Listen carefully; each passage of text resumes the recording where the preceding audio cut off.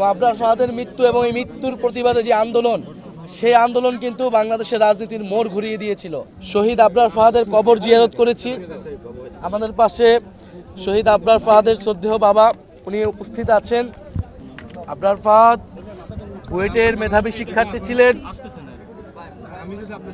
এবং আমরা জানি যে 2019 সালের 7ই অক্টোবর আবরার ফাহাদ বুয়েটের হলে সন্ত্রাসী সংগঠন, ফ্যাসিস্ট সংগঠন ছাত্রলীগ দ্বারা নির্যাতিত হয়ে মৃত্যুবরণ করেন। আবরার ফাহাদের অপরাধ ছিল সে দেশের জন্য, দেশের পক্ষে কথা বলেছিলেন।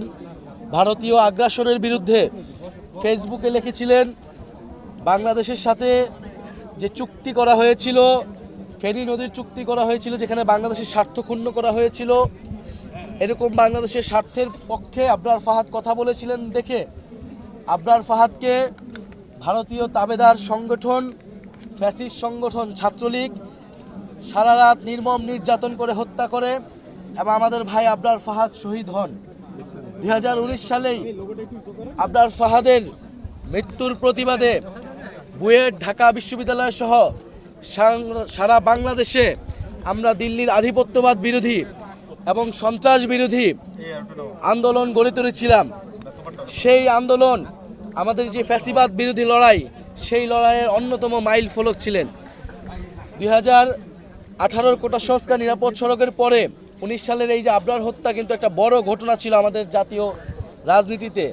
এবং আবরার ফাহাদের মৃত্যু এবং এই মৃত্যুর প্রতিবাদে যে আন্দোলন, সেই আন্দোলন কিন্তু বাংলাদেশের রাজনীতির মোড় ঘুরিয়ে দিয়েছিল এবং ভারতীয় আধিপত্যবাদ বিরোধী যে লড়াইটা আবার নতুন করে শুরু হয়েছিল। এবং আবরার ফাহাদকে আমরা বলেছিলাম যে আমাদের ভারতীয় আধিপত্যবাদ বিরোধী শহীদ এবং দিল্লি না ঢাকা, সেই স্লোগান উঠেছিল সেই আবরার ফাহাদ হত্যার যে বিরোধী প্রতিবাদ মিছিল, সেই মিছিল থেকে।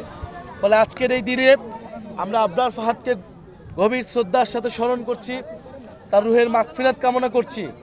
এবং আবরার ফাহাদের যেই পথ আমাদের দেখিয়ে গিয়েছে, বাংলাদেশপন্থী পথ, ভারতীয় আধিপত্যবাদ বিরোধী পথ, আগ্রাসন বিরোধী পথ, সেই পথেই আমরা জাতীয় নাগরিক পার্টি রাজনীতি করছে। সেই পথ ধরেই জুলাই গণ অভ্যুত্থান সংগঠিত হয়েছিল। ফলে আবরার ফাহাদ থেকে আবু সাইদ, সেই সকল শহীদদেরকে আমরা স্মরণ করি।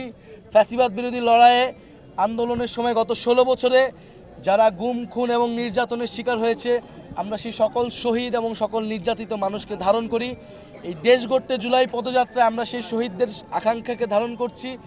সেই শহীদরা যেই স্বপ্নের বাংলাদেশ দেখেছিল, যে স্বাধীন সার্বভৌম মর্যাদার বাংলাদেশ স্বপ্ন দেখেছিল, যে বাংলাদেশপন্থী রাজনীতির উত্থান তারা করতে চেয়েছিল, আমরা সেই রাজনীতি করতে চাই। সেই আহ্বান আমরা পুরো দেশবাসীকে জানাচ্ছি।